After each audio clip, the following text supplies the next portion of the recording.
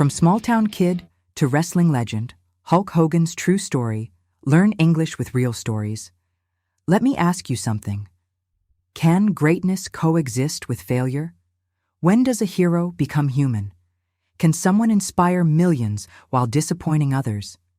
This is not just a story. It's a lesson about fame, power, and the complexity of human nature. This story will challenge you. This story will teach you new English words. And this story will make you think. His name was Terry Gene Bollea. Terry means ruler of the people, a name that would prove prophetic. He was born in Augusta, Georgia, in 1953. He grew up with dreams bigger than his small southern town.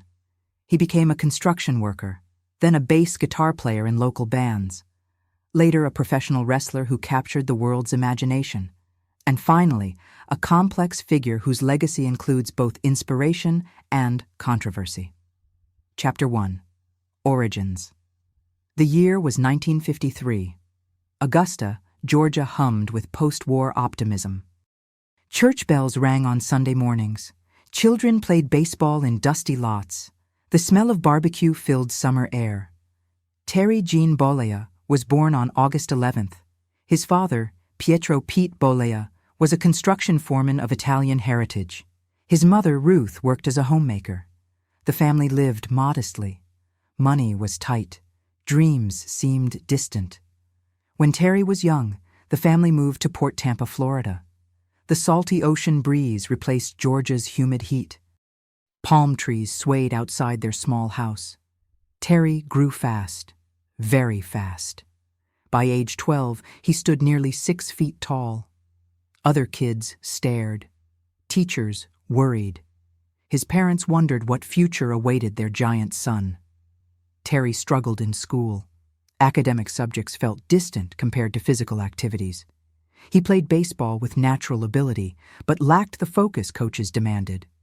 Wrestling at Robinson High School captured his attention briefly, but he never completed his diploma.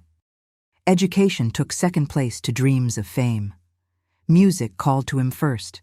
He learned bass guitar. His fingers, thick as sausages, somehow found rhythm. Local bands needed a tall, striking performer. Terry fit the part. He played in clubs where cigarette smoke hung thick. Beer bottles clinked. Crowds danced to rock and roll. But late at night, alone with his guitar, Terry dreamed of something bigger. Fame. Recognition. A stage larger than any Tampa club could offer. What he didn't know was that his path to stardom would come from a completely different stage. Chapter 2. First struggles. The music business was brutal. Bands formed and broke up like Florida thunderstorms, quick and destructive. Terry struggled to make ends meet. He worked construction with his father. Concrete dust clung to his clothes. Sweat dripped in the humid heat. His hands bled from guitar strings and construction tools. Then wrestling found him. Or perhaps he found wrestling. In the mid-1970s, professional wrestling was regional entertainment, not the global spectacle it would become. Terry was 21 when he first stepped into a gym in Tampa. The trainer, Hiro Matsuda, was legendary for his brutality. On Terry's first day, Matsuda broke his leg, deliberately. "Come back when you're serious," he said. Most people would have quit. Terry came back. Leg healed. Determination hardened.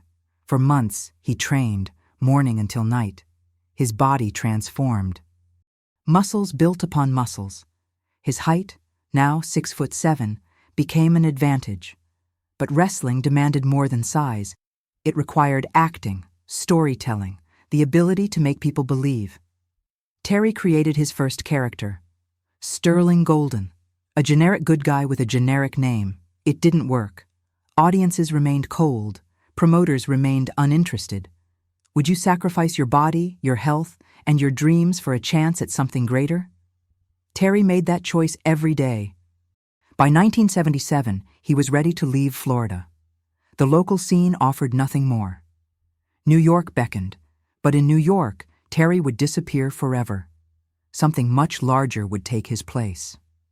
Chapter 3. The Turning Point. New York wrestling was controlled by Vince McMahon Sr., a powerful promoter who demanded perfection. Terry arrived with his blonde mustache and limited experience. He needed a new character, something memorable, something that could capture America's imagination. The name came from a movie. Rocky III would later feature wrestling. But first, the wrestling world needed its own larger-than-life character. Someone suggested Hulk, like the comic book monster. Hogan sounded Irish-American, tough, relatable. Hulk Hogan was born. At first, Hogan was a villain. He played an arrogant, self-centered monster. Audiences hated him. Perfectly. Wrestling thrived on hate as much as love. But something felt wrong. Terry's natural charisma fought against the villain role. Children in the audience cheered despite themselves. Vince McMahon Jr. was watching. He had inherited his father's business with bigger ambitions. He wanted to take regional wrestling national, global.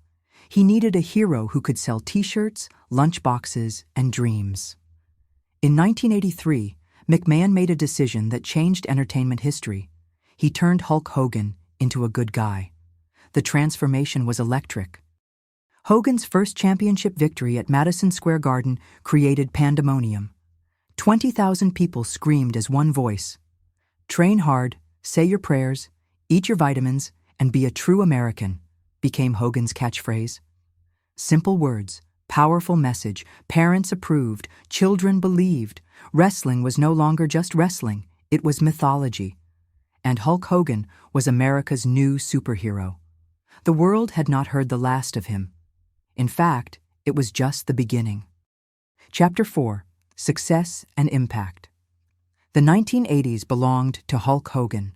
Wrestling exploded from regional curiosity to global phenomenon. MTV played wrestling videos. Saturday morning cartoons featured Hogan as an animated hero. Children wore yellow Hulk Hogan t-shirts to school. Hogan headlined the first WrestleMania in 1985. The event was broadcast to closed-circuit televisions across America. It was wrestling's moonshot. If it failed, McMahon would lose everything. It succeeded beyond anyone's imagination. Movies followed. Rocky III first, where Hogan played a wrestler named Thunderlips. Then No Holds Barred, where he starred as the lead. Hollywood noticed his screen presence, his 24-inch biceps, his ability to make audiences believe in impossible dreams. The numbers were staggering. WrestleMania III drew 93,000 people to the Pontiac Silverdome. Hogan's matches were watched by millions on television. Children saved allowance money to buy his action figures. Parents took second jobs to afford WrestleMania tickets. But the real impact was cultural. Hogan represented something America needed in the 1980s: optimism, strength, the belief that good guys could win. His rivalry with Andre the Giant became modern mythology. David versus Goliath played out in wrestling rings. When Hogan body-slammed Andre at WrestleMania III, the crowd's roar could be heard outside the stadium. It was more than entertainment. It was collective belief in the power of determination. Endorsement deals poured in. Pasta sauce, vitamins. Video games like Hulk Hogan's Main Event and later appearances in WWE 2K series let fans step into the ring as their hero. Hogan's face appeared on everything from lunchboxes to bedsheets. Saturday morning cartoons featured animated versions of his adventures. He earned millions, but more importantly, he inspired millions. Young people struggling with bullies found strength in Hogan's message. Adults working difficult jobs found motivation in his work ethic. "What you gonna do when Hulkamania runs wild on you?" became more than a catchphrase. It became a philosophy. Even heroes face their greatest battles, not in rings, but in real life. Chapter 5: Conflict and Pain. The 1990s brought changes Hogan couldn't control. Wrestling evolved. Audiences demanded more complex characters. Simple good versus evil stories felt outdated. Hogan's popularity began to fade. In 1994, he made a shocking decision. He joined World Championship Wrestling, WCW, WWE's rival company. But that wasn't the biggest shock. In 1996, at WCW's Bash at the Beach, Hogan turned villain again. But this time was different. He became Hollywood Hulk Hogan, leader of the New World Order, NWO. Black and white replaced red and yellow. Arrogance replaced humility. Fans who had loved him for over a decade felt betrayed. They threw garbage at him, children cried. The transformation worked creatively. Wrestling became must-see television again. But personally, Hogan struggled with being hated by fans who once worshipped him. Then came personal tragedies. His son Nick was involved in a serious car accident in 2007. The crash left his friend severely injured. Legal battles followed. Public criticism intensified. His marriage to Linda, which had lasted over 20 years, ended in bitter divorce in 2009. The settlement cost Hogan approximately $25 million, nearly half his wealth. Their reality show, Hogan Knows Best, had featured the whole family, Linda, Nick, and his daughter Brooke, who pursued her own music career. The divorce revealed the performance behind the cameras. Brooke struggled with the family's public breakdown while trying to establish herself as a recording artist. Financial pressures mounted. Legal fees from various lawsuits drained his accounts. The man who once earned millions per match admitted in interviews that he had come close to bankruptcy. His luxurious lifestyle, mansions, cars, boats, became unsustainable. Then came the Gawker lawsuit. In 2012, the website published portions of a private sex tape. Hogan sued for invasion of privacy, winning $31 million in 2016. The victory helped rebuild his finances, but couldn't restore his damaged reputation. The lowest point came in 2015. A recording surfaced from years earlier. On it, Hogan used racist language. The wrestling industry that had made him rich and famous quickly distanced itself. WWE erased him from their Hall of Fame.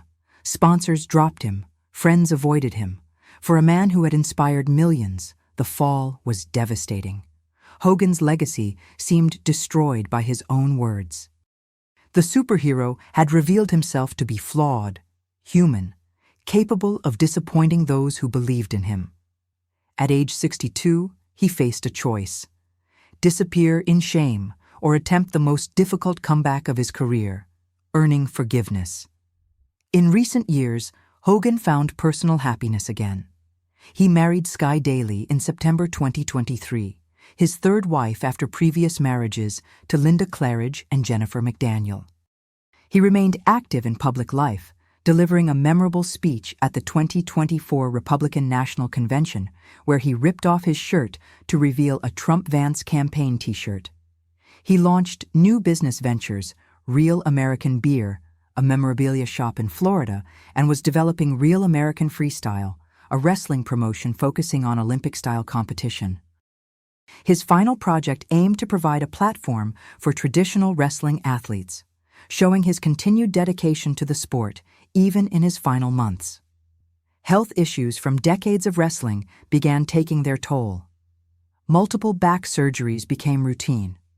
His spine, compressed by years of leg drops and body slams, required constant medical attention. By the 2010s, his mobility was severely limited. The 6'7" giant who once seemed invincible walked slowly, carefully. But Hogan found new ways to stay relevant. He made sporadic WWE appearances at WrestleMania events and Legends ceremonies. Reality shows featured his family drama. Convention appearances let him meet fans who still remembered the good old days. He became a symbol of 1980s nostalgia. His image appeared on retro t-shirts, vintage merchandise, and social media memes. Charity work provided purpose. Motivational videos spread his message of perseverance. He learned to monetize his legend status through careful image management and selective public appearances. The near bankruptcy of his middle age transformed into financial stability through smart business decisions. Conclusion, legacy, and reflection. Today, July 24, 2025, the world said goodbye to Hulk Hogan. At age 71, Terry Bollea passed away following cardiac arrest at his Florida home. His death marks the end of an era, but his story lives on. Emergency responders rushed to his Clearwater Beach home at 9:51 a.m. after receiving a cardiac arrest call. He was pronounced dead at Morton Plant Hospital at 11:17 a.m., surrounded by loved ones. The wrestling industry, fans worldwide, and even political figures mourned the loss of an icon. Wrestling historians acknowledge his undeniable impact. He transformed regional entertainment into global spectacle. He proved that athletic storytelling could capture mainstream imagination. His matches drew the largest crowds in wrestling history. WrestleMania III's 93,000 fans at the Pontiac Silverdome remains one of wrestling's most impressive attendance records. But his story also teaches harder lessons about fame, power, and human failure. Success doesn't make someone perfect. Public personas can hide private flaws. Heroes in entertainment are still human beings capable of making terrible mistakes. His financial struggles, from near bankruptcy after his expensive divorce to recovery through the Gawker lawsuit victory, showed that even superstars must manage money wisely. In his later years, Hogan became a symbol of 1980s nostalgia. New generations discovered him through social media, retro merchandise, and convention appearances. His yellow and red colors represented simpler times when heroes were clearly defined. 5 universal lessons emerge from Hogan's complex journey. Determination overcomes natural limitations. Terry Bollea wasn't born to be Hulk Hogan. He created that character through relentless work. Reinvention can extend careers. When his original character faded, Hogan transformed himself into a villain, extending his relevance. Success requires understanding your audience. Hogan intuitively grasped what 1980s America needed: simple heroes in complex times. Financial wisdom matters more than earning power. Despite earning millions, poor decisions and legal battles nearly bankrupted him. Smart image management helped him recover. Actions have lasting consequences. Words spoken in private can destroy public legacies built over decades, but redemption through consistent effort remains possible. Let me ask you something. How do we honor complex legacies? Can we learn from someone's achievements while acknowledging their failures? Now, as we reflect on a life that has ended, what lessons will you carry forward? What legacy will you choose to build? And remember, you're not just learning English. You're discovering stories that reveal the complexity of human nature. Keep learning, keep questioning, keep growing. If you liked this story, please like the video, leave a comment, and subscribe to English Life Stories, your channel for real stories, powerful lessons, and better English every day. We have many more real stories to help you become a confident English speaker. See you next time.